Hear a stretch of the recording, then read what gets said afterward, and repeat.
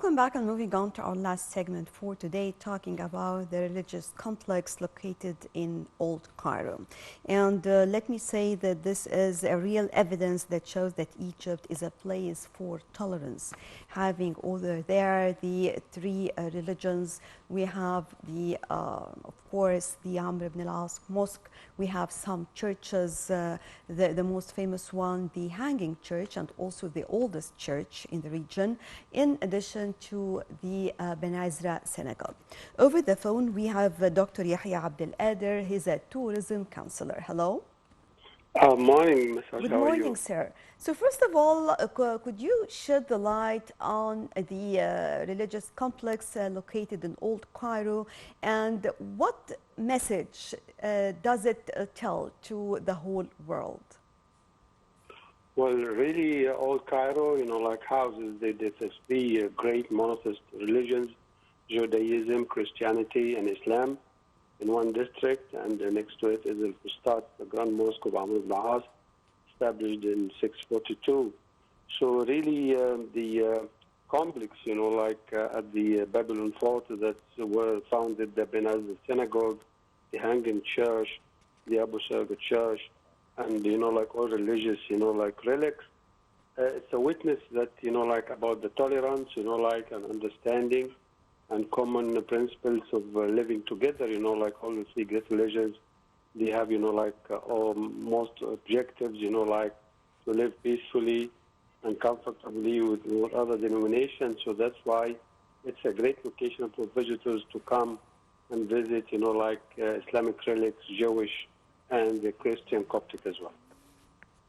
Well, if I'm going to start from the entrance or the first to talk about moving into this beautiful site, we have the Amr ibn al-As Mosque. And of course, we all know that it is one of the landmarks when it comes to the history of this mosque, if you agree with me.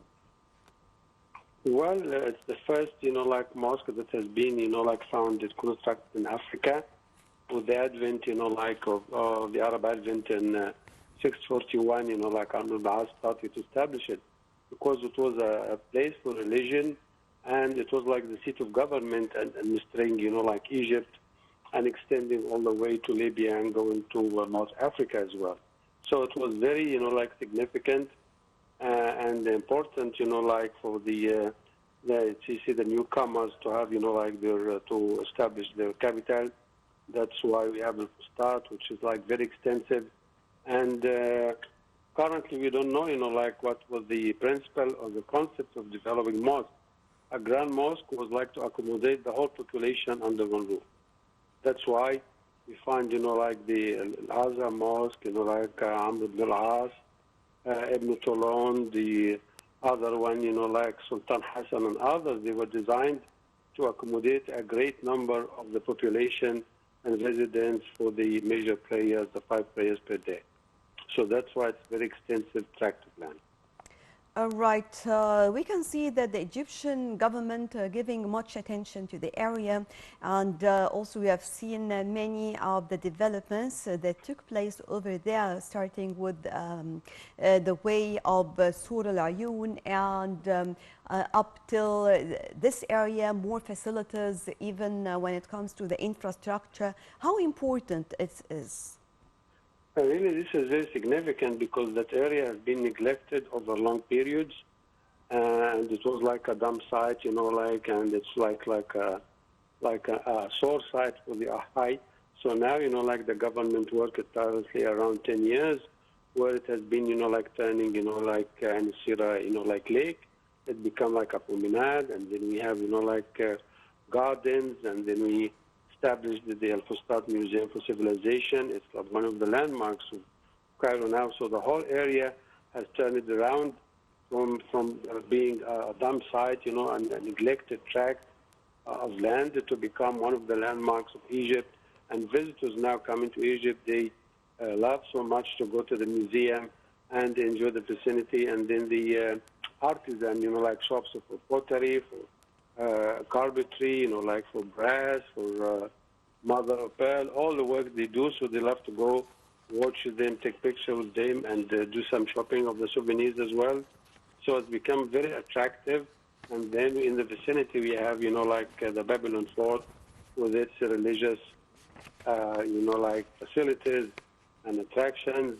And so the Ben Ezra itself, he was a philosopher and jurist and a scribe, and he wrote, the doctrines of the Jews, and they were discovered in 1890 when the synagogue was going through a first restoration process, and they call it the Genius collection that has been discovered, and it was, of course, inscribed in Hebrew, and it's a great source for the religious, doctrines of Judaism in the old times. Right, talking about the Babylon fortress in particular and talking about the Hanging Church, of course, we all know that it is one of the iconic sites. The importance not only to the icons that are displayed inside or the history being one of the oldest churches as well, but also about the design itself and the location of the building. Definitely, the Romans, after, we know the Egyptian history, the Pharaonic, Greco-Roman, they established that fort, to defend, the old capital of Egypt. And I think by the time the capital, the seat of government was in Alexandria. It was not in the current-day Cairo. So that's why the church was established, on two pylons. That's why they become labeled the Hanging Church. And there is, some, foundations about the past. The Jews say that Prophet Moses, in the same location, he received revelations, and he resided for a while. And then it's one of the locations of the flight of the, of the Holy Family as well. So really, there's lots, of iconic, locations we have that represent the three great religions in the complex of Babylon Fort and of Belfustat as well. Well, the Hanging Church is not the only church in the area, right? We have some other Of churches. course, there's Abu Serga, the St. Michael Church was there earlier, and then the Ben Ezra Synagogue replaced it, and then the Mary Gerges. So it's a very old Coptic, hangout. And there is as well the Coptic Museum that was established in 1910. It's one of the excellent landmarks of Coptic art, mosaic, antiquities. That's displayed over 26 galleries in that great museum. Right. Dr. Yehya Abdul, tourism counselor, thank you very much for joining us. And with this, we come to the end of our breakfast show for today. Thank you all for joining us, and stay tuned for more coming up on Nile TV International.